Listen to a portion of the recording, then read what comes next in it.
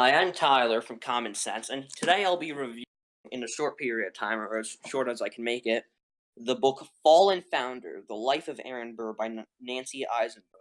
Now, Aaron Burr is a very, in my opinion, misunderstood character in American history. He is also a character less covered by history books. Most people only know him for two things: killing out the killing of Alexander Hamilton in their 1804 duel, and his supposed treason when he wanted to supposedly separate the West from the United States, even though he actually wanted to just invade the Spanish colonies and take them for the United States.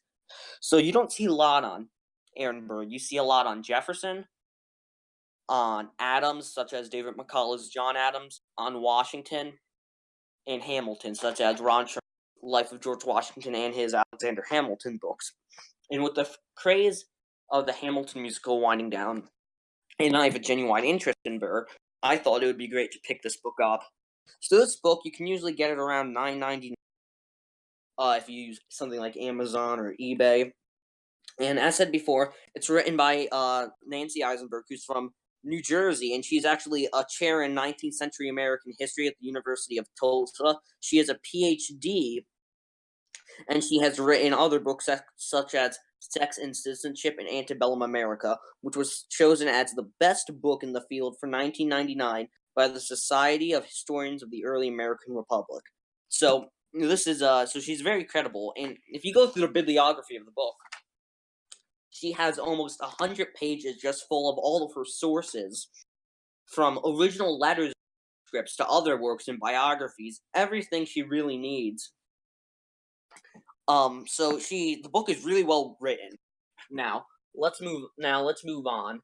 So the title suggests Fallen Founder. The book is a sympathetic look at Colonel Aaron Burr, Vice President of the United States and Founding Father.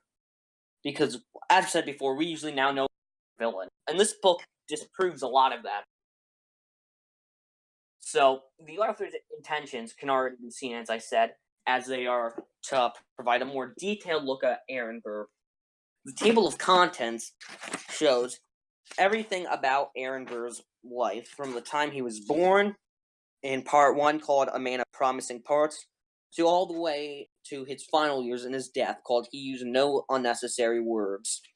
And what's actually interesting is the name of each chapter are from a quote that Aaron Burr said, or a quote that someone said about Burr. For example, He Used No Unnecessary Words, which is the name of the chapter of the epilogue, was in reference to Burr never going out of his way to defend himself, or while he was in court, never using more than needed. Unlike Hamilton, he didn't want to impress the judge with his vocabulary and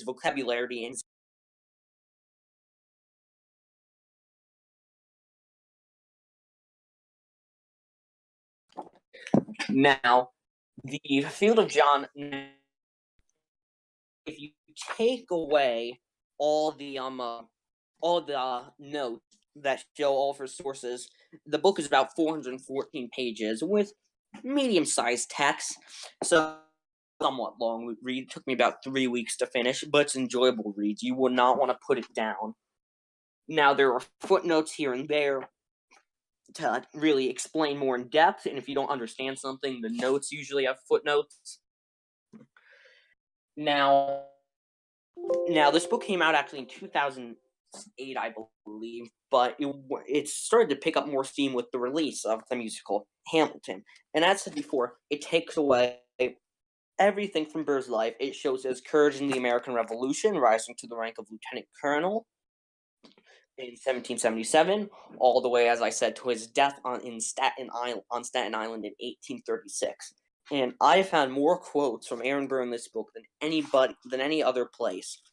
This book really brings him alive. It talks about his character, his feelings, aspirations. It uses letters he wrote to his daughter to show he wasn't this cold-blooded murderer that we make him out to be, that people like Ron Chernow make him out to be. He was a human who cared for his family, who loved his country. He was a veteran. He was vice president of the United States. He was an anti-federalist, etc., and etc. Now, you will enjoy this book if you're a big historian like I am, and it really gives you a perspective of the early American Republic. We usually think of the founders as these enlightened gentlemen, these calm and enlightened gentlemen who didn't fight, and we always think, oh, why can't our politicians today be like that? Yes, they were enlightened, but they were not gentle. Politicians smeared each other in the press as much as today as back then. They made lies as much as they did today and back then. For example, Alexander Hamilton accused Aaron Burr of having incestuous relations with his daughter.